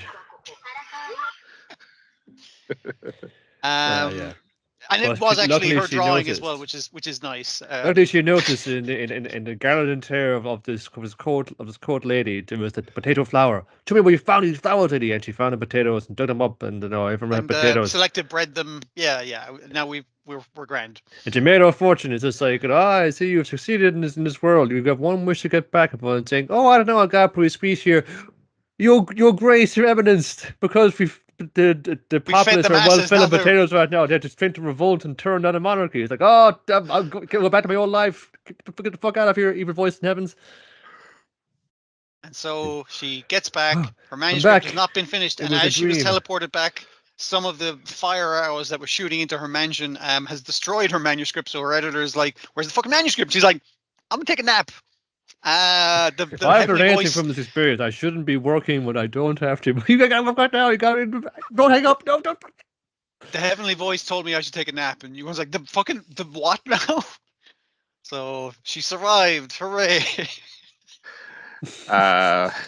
Yes. I'm going to close this out like, hey, Noble Farmer, Series 4 of Phoenix. It's like all the characters are the isekai world. It's a Minotaur dude like brooding with his back to us like that. Who is this dude? We didn't see him at all. What's his deal? You know why he's so mad? They try to milk him. No, not cool. This has had a new season announced immediately after this one. Even though this is a perfect ending. Okay, I'm fine with it because it's an enjoyable show.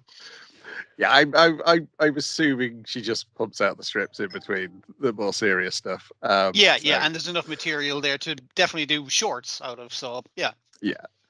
Then we got Ganglion, episode 12. Thank you, National Police Agency. This is my favorite episode of this so far. I laughed pretty fucking hard on the 2 episodes of Tojima this week, but this one had me fucking like, this was a good one. It's one joke, but it's a real good one. So far behind on this 3-minute program.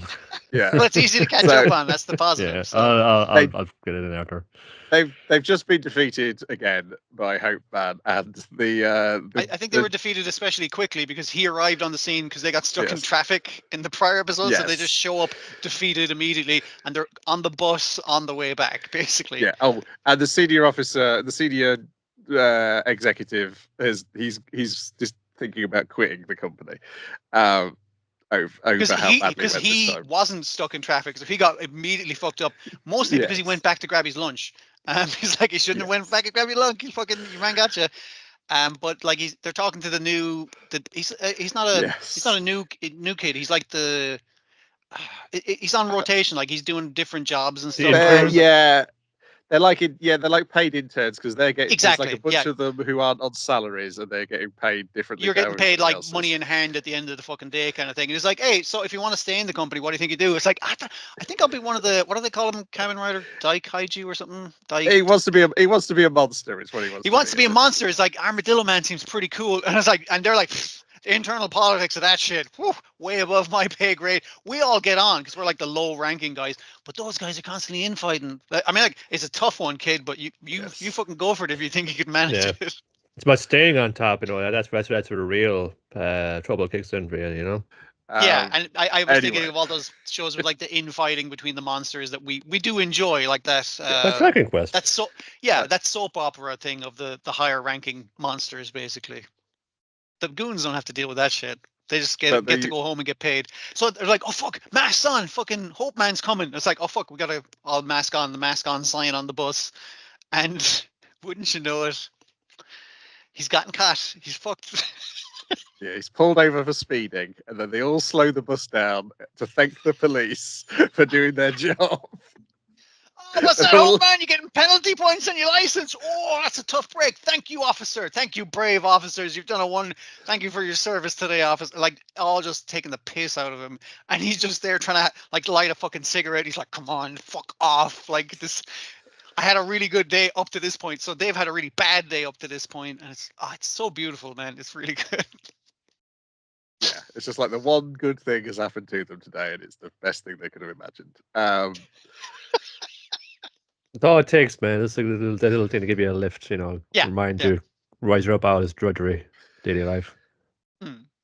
Anyway, this is coming back as well after a week's break. So, well, I can need to be at the same time as Tojo Must Be a Camera Rider, because it's going to make like a nice companion piece to it.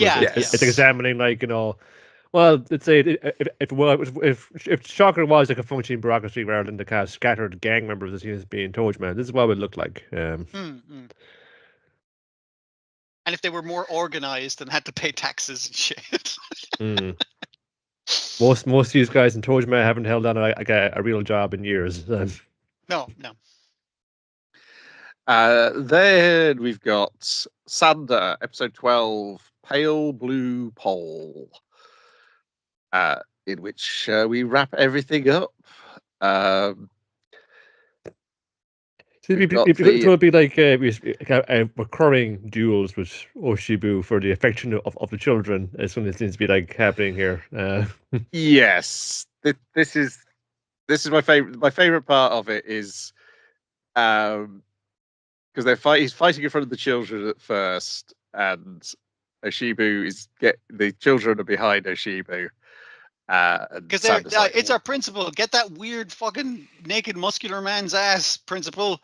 And it's also the thing of he's been bolstered by the cheers of the children, but also he's done training in the room of 500 mirrors where he had to look at his gross ass fucking body over and over again. My training to be judged by a million eyes. Yeah, I was like, it's like reverse White Room kind of fucking madness kind of thing, but it's so he doesn't freak out and scar himself up, because 5 fucking people saw his gross old man surgery scars, and he can't be having that. But then it's not that Santa starts doing better. It's like, hey, leave him alone. He's just an old man. Do you need to sit down, sir? The turning point is because Santa's like, hang on, why am I fighting again? Yeah, I can see why he's fighting, because he's vain. Yeah. And he's kind of doing it for the children as well. Why am I fighting? He's like, oh, no, I want people to believe in Santa Claus. That's it. And once he does that and tells the children, no, I'm not a trespasser. I'm not God. I'm Santa Claus. You may have heard of me. And that makes them pause, and their attention comes away from Oshibu. And then once they get back into fighting again after that, then the children are like, please stop. He's a frail old man. Please stop beating him up. So the support of the children continues, but in a way that he really doesn't fucking like. And he's like, I need to move this guy away from these children. But his training means this has hurt his pride, but it hasn't quite like got him completely fucked up. And he's like, Mr. S, how about we take this fight over here, away from prying eyes? I am taking the blade out now because I'm that pissed off. But you bomb to a roof. Yeah, your other guys like gymnasium, I think, yeah. Yeah, but your other kids like, well, the other kids don't believe in Santa, but I believe in your Santa, and that gives also Santa a boost when they're. And Maya is like, "Come on, Santa, kick his ass." It's like, Well, you lure him onto a roof. It's like, a roof. Why is that important? It means further to fall. It's just like, wow. But how I like the thing of it because it's very video gamey as well. Because like there's just that thin point on the top of the gym roof where they're kind of fighting each other. But this is Santa's home fucking turf, baby. Being on roofs is his. How did you get onto the roof? Everybody? Obviously, he floats somehow. Well, here's the thing. It's also important for a line that is cut out of this episode. It's not in the episode. Okay. Because he's trying to figure it out from both a book he read about Santa the stupid asshole who's a dumb motherfucker that was obviously given to the kids to make them not believe in Santa. And he's like, I guess my sleigh runners are like catching the wind because I feel light as a feather.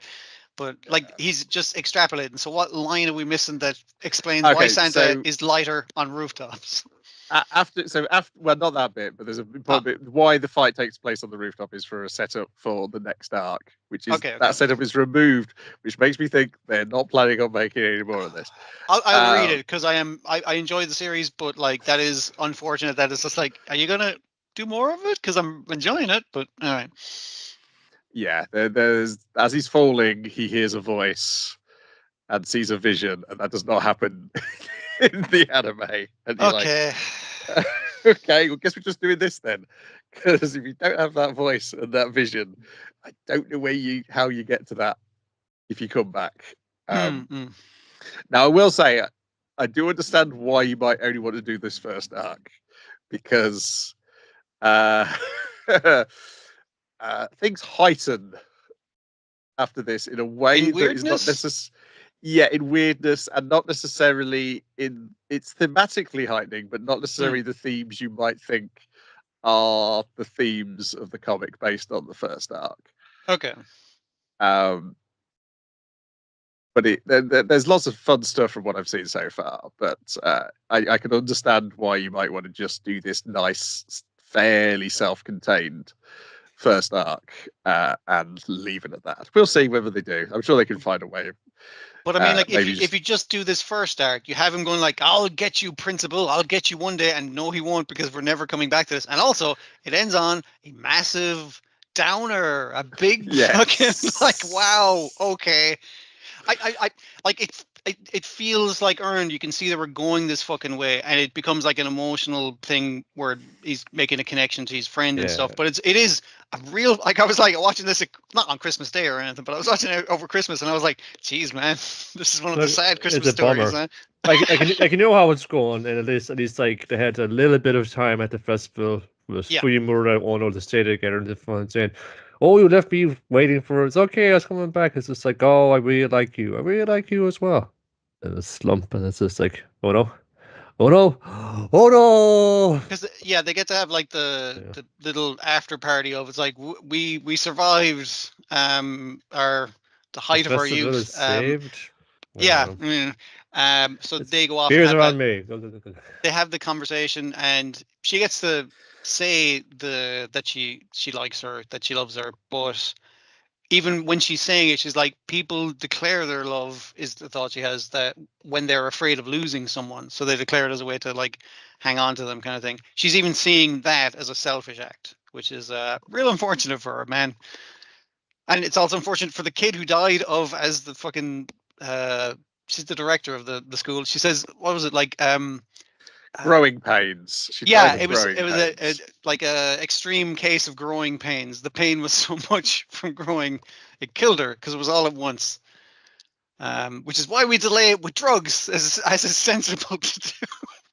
Look, just that happened like naturally rather than suppress it at all. I think the suppression is your problem here. Doesn't matter because Ono was gone. And saying that, like, Fuyimura hasn't spoken in, like, in weeks, in a week now. It's like, it's just, I'll try talking to her and saying, hey, like, like, I'm sorry about that. It's just like, like, maybe it's just like, maybe Santa and phone did. I want to hear. Oh. Or Santa, either of you, rest my fucking life. No, you cut out during all of that, but it made it seem like you were swearing profusely, which I think improved the situation. Yeah, he tries to come, like, give her solace, as like, you can turn me into Santa, and you can, like, he'll sort your problems. He's like, fuck you, fuck Santa, I'm done with this shit. Forget hair. I don't want hair no more either. That's done. Get out of here. She doesn't use the knife to turn him into Santa. She uses it to cut off her. I was going to say youthful locks, but like her hair is scraggly as fuck. But yeah. Teams, what you doing, Teams? Okay, well, I'm definitely going to have to use the Teams recording because Teams momentarily decided to minimize itself, which would have messed the OBS recording up. But tiny Teams it became, where it was just a single thing saying Dwayne Maloney speaking.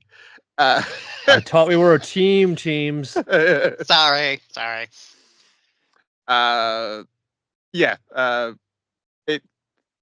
It's made worse because of Ono saying, I think I only managed to live this long as a present from Santa. Which I was like, which he means like a sincere thing. But, yeah. But Santa, like, like your job isn't stop with just giving the present. You also gotta take care of the warranty, because like, you gotta make sure that if the present arrives broken, that you have a duty to pick up the pieces afterwards.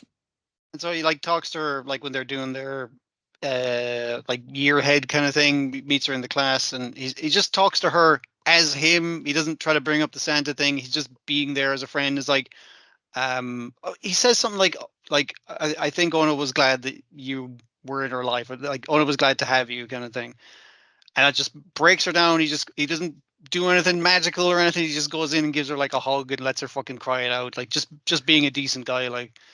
And it's classmate to another. That's all this is. It's really nice. Like, it is a really upsetting scene, but it is a really nice scene. Like, I think it's well done. When I say, like, it's very depressing because like I like the cool magical Santa fight. But it's like, well, maybe we can be Santa to each other and be kind. Yes. And don't worry, the very next chapter opens with Yagi Uda eating pot noodles with a pair of pens because he's lost his chopsticks. I've done that with pencils, yeah. Just don't use the lead part. That's the important bit. But the rubber tastes so good, though. Yeah, that's true. Yeah, licking off all of the graphite from the end of it. But despite being sad, despite my suspicions that we're not getting any more, this is a very good season of Santa. Yeah, I want more because I enjoyed this one so much. Like, it's gorgeously fucking put together, and it's a really weird, interesting story. With some good emotional beats. Like, only looks to get weirder. Does it like steer away from the emotional stuff that I like in this and just do the weird shit? Because I enjoy both, and I can separate them. So if we take the central concept of Santa's real. Character, Santa is real, and there's a bloodline of people who've inherited the ability to be Santa. Yeah. So that is your core story. Now imagine where that core concept can go. Easter Bunny's real? Yeah. Pretty close to that sort of thing, yes. Yeah. All holidays are real. So is that Rise of the Guardians for them? I mean, like, I prefer this for sure. Yeah. I know, like, I think there's like a parents' evening thing as well coming up as well in the next arc. So I think, because I think that's the thing we've had, like, parents hinted at so far. I think that is. It's been very confined to the school, like everything that's happened at it. Properly described in the future stuff. So, Mr. Edward Bunny, is that it? How was your child? How's your child getting on in school? I don't know, Doc.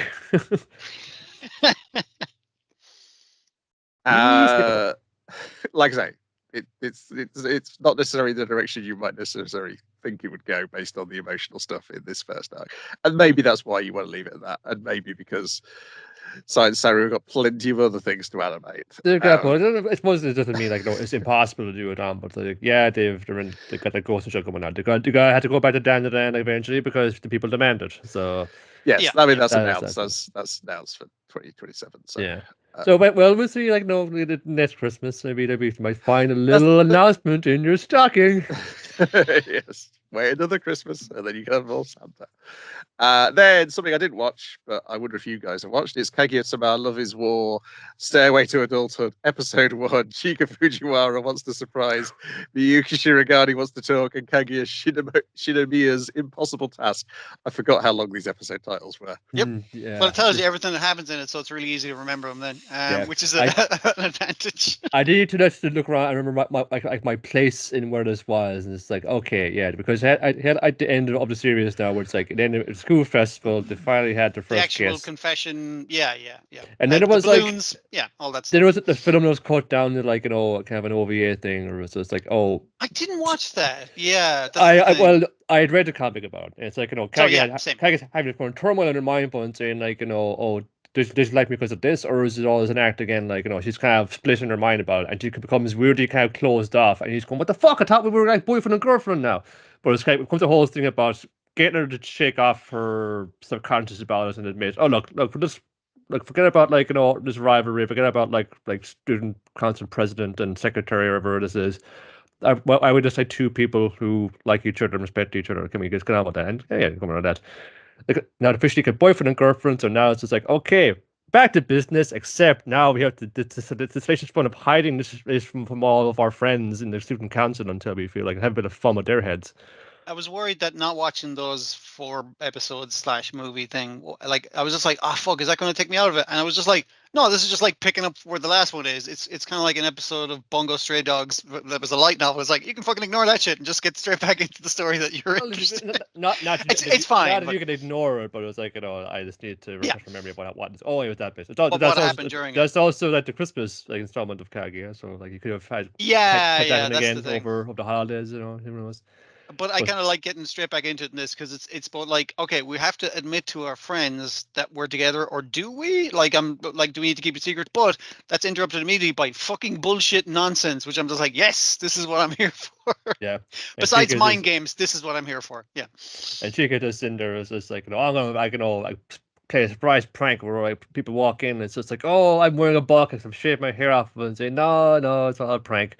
Oh, that's probably won't be a great prank, President. How about a better prank? When this person walks in, it's just like, hey, me and the President, we got together, we started dating over winter holidays. Like, whoa, what? And, to try that. And that brings everybody back. And Ishigami comes in and saying, like, no. Like, because she tries the ball cap and that we're dating kind of thing. And he's like, that's too many fucking pranks. You fucked it up.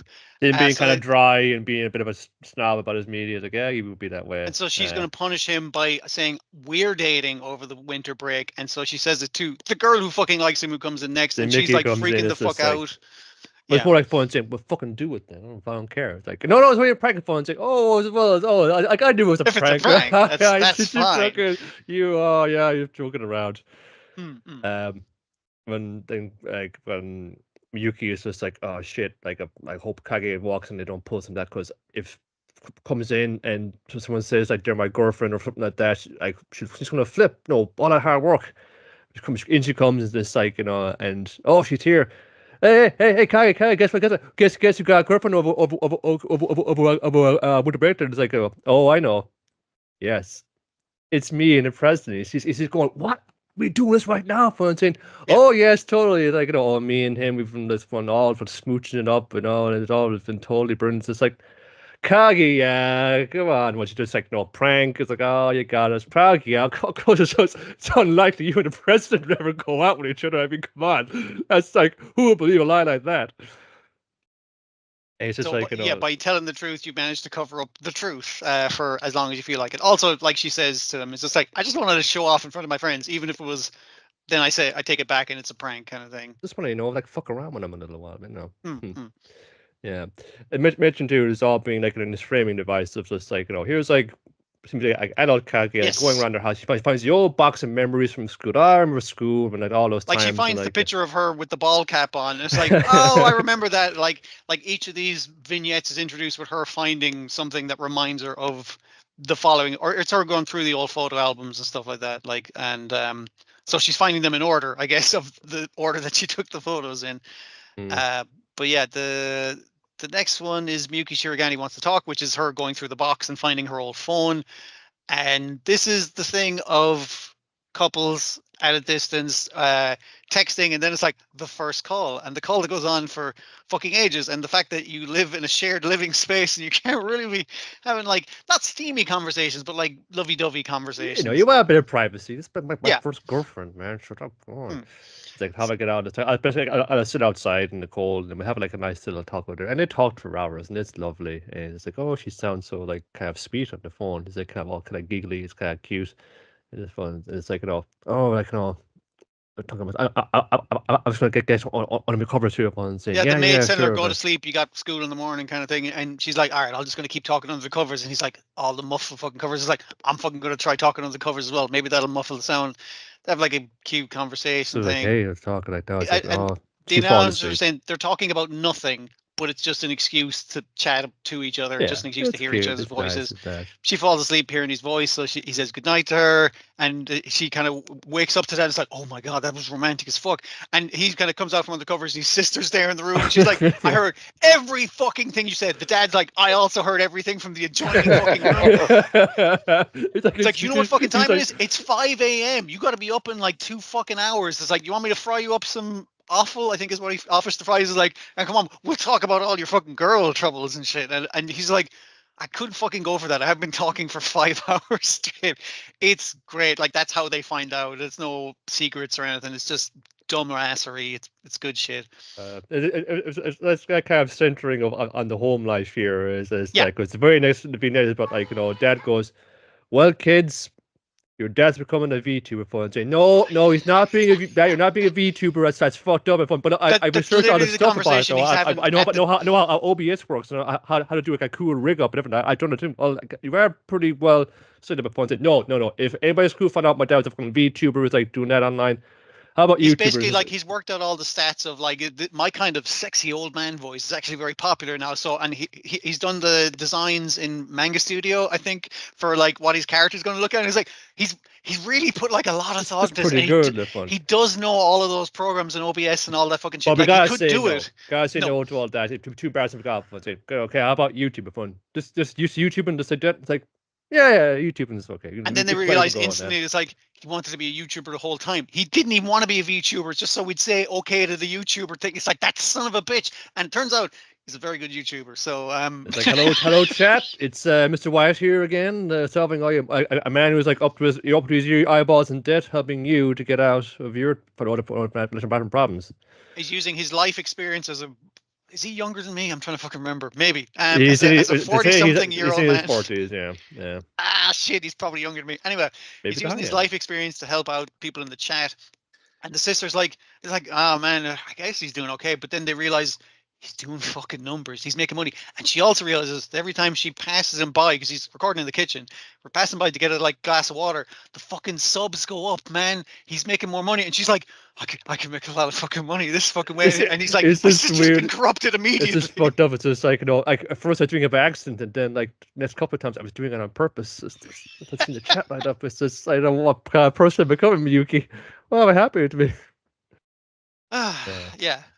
So, and she does start a thing where she's like, guys, stop giving me money. Come on, guys. Oh, stop giving me money. One of the best animated like bits, like, maybe the post credits kind of them.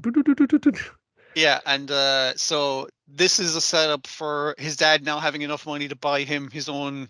It's not an apartment. It's like a studio apartment. Buying a condo. Condo.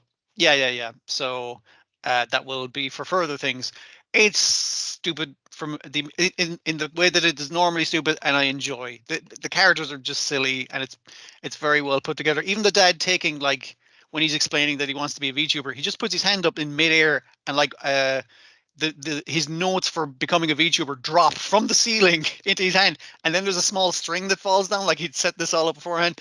Just loads of little touches of animation like that are just really fucking funny. Like, great shit. Yeah, well, they're doing the usual brilliant job of like, these are all jokes we're not going to have. It's people talking in a room. It's going to like elevators. We're going to like kind of change like mediums and styles, like, just like from shot to shot. And it's great. David talked there about like, okay, what of our pranks for Spider-Man walks into the room was like, no, how about person you just like slap me real fucking hard, and then like we're talking about that they've mocked up like herself Mickey is like fucking doing like the bright Noah slap from original Gundam. It's just like, just doing that over and over, and that animation is just like, it's got the old graininess of it. Yeah, it's fabulous. It was like when we're sitting at a breakfast table and like talking about like some turn of phrase stuff, and then a car pops up on the screen, on the TV screen in the background, like upon take a test card. So it's like, yeah, just using the things, elements in the background to have to bring in like the visual or like the verbal kind of metaphors and gags and things as well. When I say this is stupid and silly and dumb or whatever, I mean like the characters are all very silly people. It's so well fucking constructed for the purpose of jokes. Like, yeah. Again, it doesn't have a very I've always admired having like, too chaste of like of an attitude when it comes to like talking about like making like jokes about yeah, this is a joke about romantic comedy stuff, but also like teenagers are gross and horny, and they will get up to like disgusting shit like that, and embarrass themselves, and they never shy away from like any of that. Yeah, I'm not sure how long this is going on for. I don't know if it's going to be like a full series or if they're doing another kind of like batch of things at this. I hear conflicting things. I know they've announced a movie that's a different ending to the comic. Yeah, maybe that's what I'm getting it mixed up with. It seems to be like suddenly like a lot of it all at once, and I'm getting it mixed up which end is which. Yeah. Well, that's it for this week. I think, what did I have listed as a current plan? It's possible plans. Let me see. So next week, get Detective Conan anniversary. Double length episode. Is that still going, or is that just? It's still going. I thought it was ongoing. Okay, grand. Vigilantes is back. Golden Kamuy is back. Hell Teacher Nube is back. I mean, I dropped out of that. So did I finish that? I don't know. Not entirely sure if I did as well. I mean, we could dip in and say like, "How's it going?" That kind of way. I remember the last time that the Foxman came in, which seemed like that was the last like big like. Is that where they were fighting the fish? Yes, that was the end. I remember. Okay, no, I did watch the whole lot of that then. That was gross fucking fish. I didn't enjoy that. Jujutsu Kaisen's back with the Culling Game, Part 1, Episode 1. Okay. How many parts is that fucking Culling Game going to be, man? That was a long-ass fucking game. Ganglion will be back. High School Kim and Gooby. I'm definitely going to watch that first episode. I've listed this. Possibly this is only Dwayne going to watch this, so we don't need to talk about it. Fire Force Season 3, Part 2, Episode 1. I'll be watching it because I'm all caught up, baby. Yeah.